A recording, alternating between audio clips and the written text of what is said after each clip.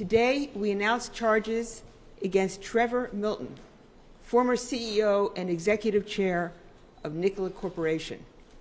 We charge that Milton engaged in a scheme to enrich himself by making false and misleading statements to retail investors about the development of products and technology at Nikola Corporation. Nikola's business could be driven when, in fact, the closest it ever came to driving was when a group of Nikola engineers. Milton also claimed that Nikola had developed technology and parts when, in fact, those items had been developed by outside suppliers and other automakers.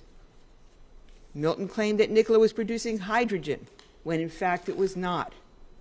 And Milton claimed that the company had binding orders for semi-trucks that represented billions of dollars in revenue, when, in fact, most of those reservations could be canceled at any time or were for a truck that Nikola did not plan to produce in the near term and has not produced to this day.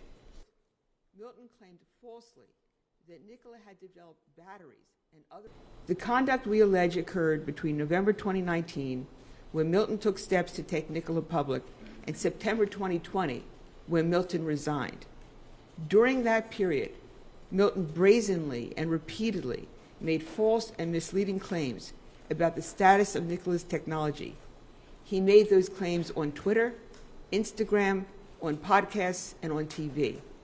Retail investors were listening to Milton.